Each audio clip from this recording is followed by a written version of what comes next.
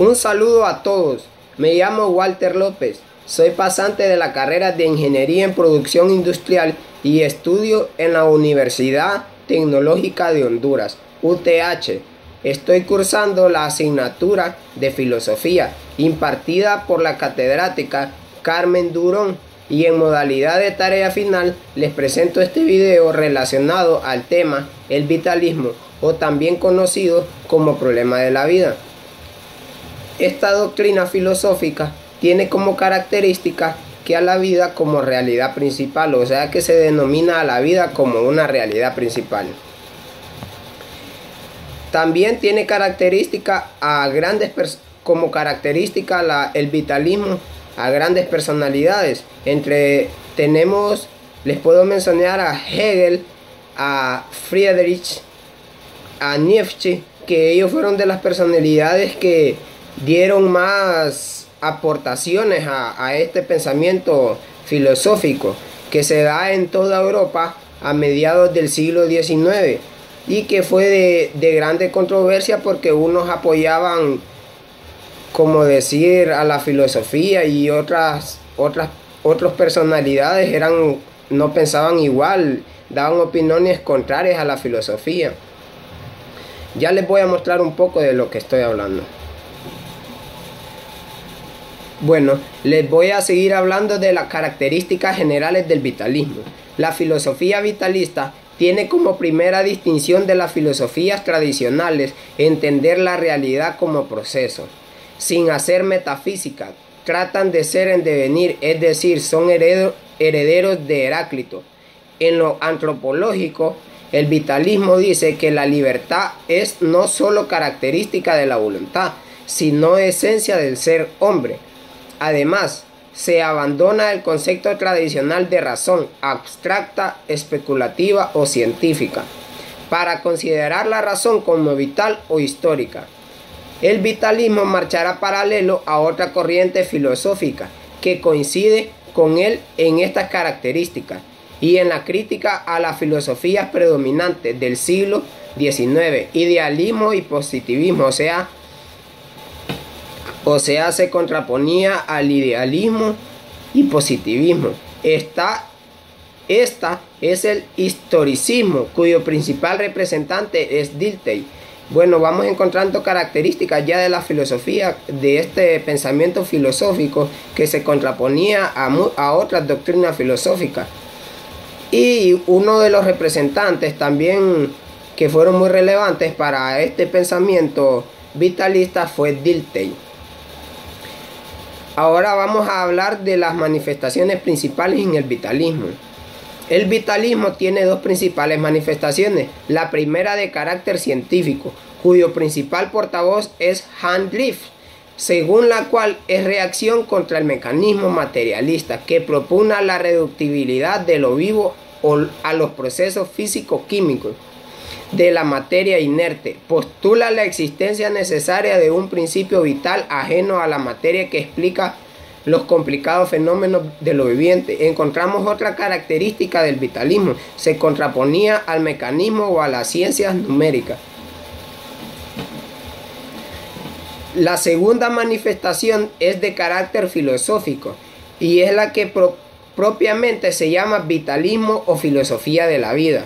A esta se debe que la filosofía consiguiera alejarse de las intromisiones científicas, o sea, de toda experimentación científica, sobre todo de la física, clases numéricas, precisamente por remarcar el carácter diferenciado de las realidades vitales, no susceptibles de un tratamiento solo matemático. O sea que esta característica se resalta en el vitalismo, que se contraponía a todo procedimiento matemático de acuerdo a la realidad de la vida, ¿verdad? También se debe al vitalismo la reacción contra el racionalismo exagerado que supuso el idealismo alemán posterior a Kant. Por estas razones exaltan los vitalistas lo siguiente: características principales de los vitalistas: la vida como realidad radical. Ontológicamente, la vida es lo sustancial del hombre. Nociológicamente, conocer la realidad prescindiendo del razonamiento y utilizando la vivencia. la intuición que simpatiza con lo que quiere conocer, más que razonar sobre las cosas. Hay que tener experiencias vitales de ellas o con ellas. Axiológicamente, filosofía de los valores. No hay otros criterios para jerarquizar los valores que determinan qué es lo bueno y lo malo, más que la vida. Un concepto muy claro que nos da la filosofía vitalista en la actualidad es que no debemos entender el concepto vida únicamente como el proceso biológico que se desarrolla durante un periodo de tiempo afectando a lo animal en el hombre, sino más bien del modo más amplio posible. Uno de los filósofos que fueron también relevantes para la filosofía vitalista serán Henry Bergson, desarrolla su labor en el siglo XX, y el precursor Schopenhauer, que sin ser propiamente vitalista fue el contemporáneo de Hegel, que también hizo aportaciones al vitalismo, que más radicalmente se opuso a la filosofía hasta su muerte en 1861. Lo más espectacular de su filosofía es su radical pesimismo. La filosofía es un saber en cierto modo despiadado, no edificante. Ha de servir no para hacer más fácil nuestra angustiada vida, sino para agravar esta característica, porque exagerar que la vida es angustiosa es lo único continuador de Kant. Kant afirma que la esencia más íntima del mundo, el auténtico noumeno, es la voluntad de existir, que definimos como impulso de continuar en el ser sin finalidad, desde lo inanimado hasta la inteligencia humana. Más importante fue su aportación a la que luego será el vitalismo. Tras la razón debemos concebir algo irracional, más importante, más edificante, que constituirá una voluntad única que se esfuerza en dar explicación al mundo. Ahora vamos a hablar de Friedrich Nietzsche y qué pensaba Friedrich de Dios.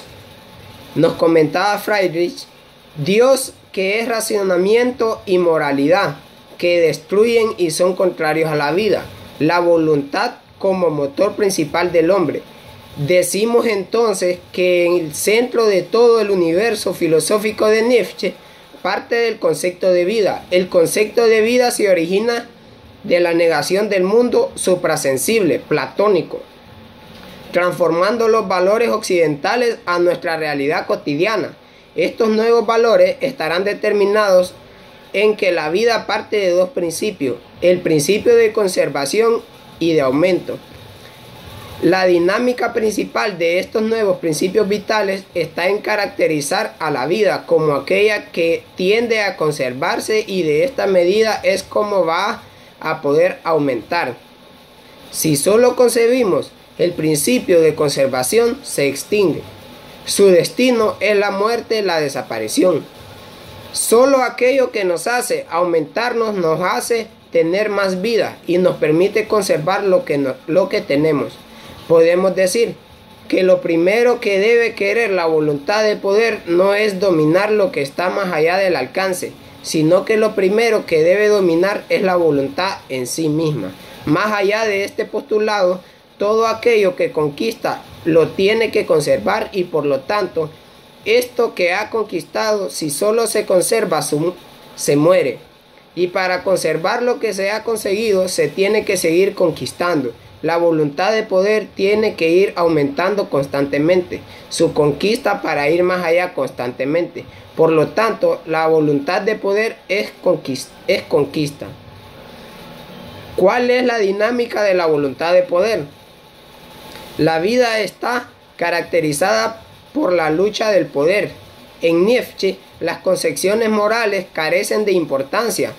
Todo lo que esté hecho para controlar estos impulsos sería inmoral, lo contranatural de la vida. En este sentido, lo que caracteriza a la voluntad de poder es la batalla por el poder, donde más fuerte va superando al más débil, para quien Nietzsche hay que ayudarlo a morir. Ok, muchas gracias por su atención. Me llamo Walter López y espero aclarar un poco de sus dudas que tengan relacionados al tema del vitalismo. Muchas gracias.